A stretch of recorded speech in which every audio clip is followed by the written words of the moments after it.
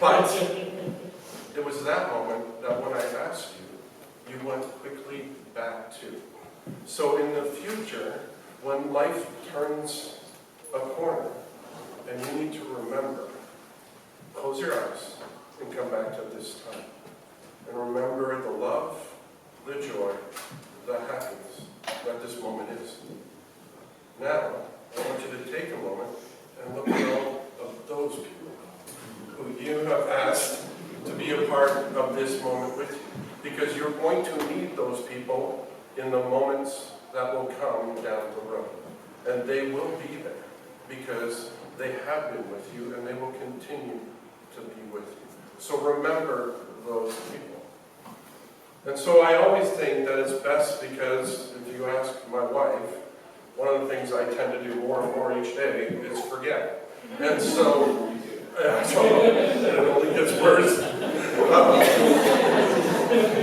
And so I like to have things that will remind me of these moments or these things. And so I found this. It's a clock.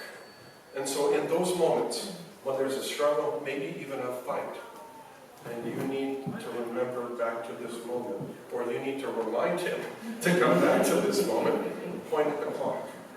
The other thing I want this clock to symbolize is in a few short moments, I am going to have the privilege of asking you to kiss.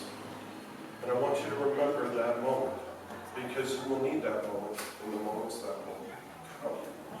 And so, again, if he's being a typical dude and he's not paying attention, and you maybe need a kiss, or you realize that the little one has consumed her, and maybe you need one of those kisses, you can just point to the clock and say, remember. And then take that moment to enter into this moment once again. Because life does take those moments from us. And so it's my hope that you will always remember this moment and that you will be in this moment, because it's the foundation on which you are going to build your life. And then, like I said, because we forget, the other thing I think you need to do is continue to write that story. From that first moment when I asked you about your story, and you told me, and then you began to tell me more, it's only just begun. It is an incredible addition to the story, and you need to write that story. And so, but I've got you. So, in those moments when you need to remember time, point to this. In other times when you need to read back and remember just how incredible you two are, open this and read the story.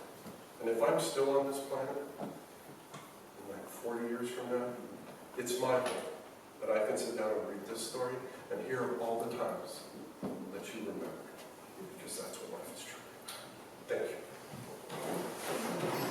Right, well, since baby's in one, get the other.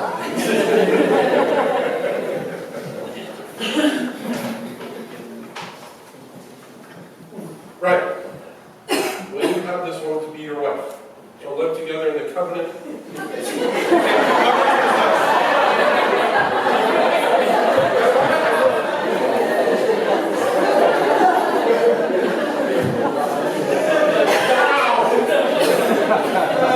I didn't even get my first sentence done.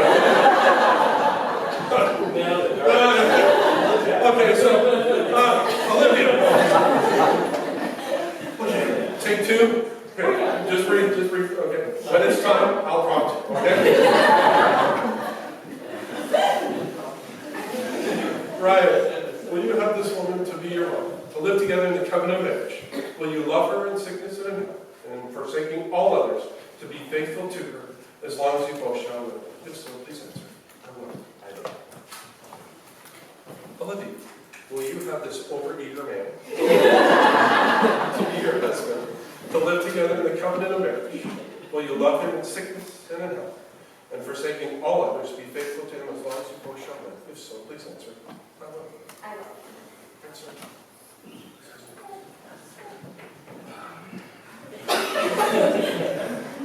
Dearest Olivia, you have already given me the two greatest gifts of my life, your love and your beautiful child, Matthew.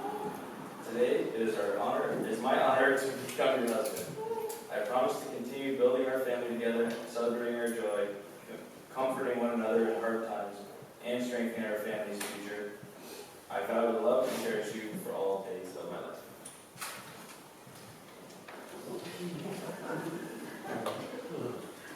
Okay.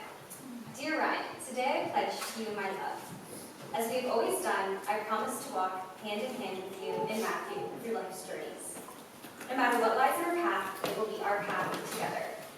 In the joys and troubles that lie ahead of us, I will be faithful and loving to you. This is my solemn vow.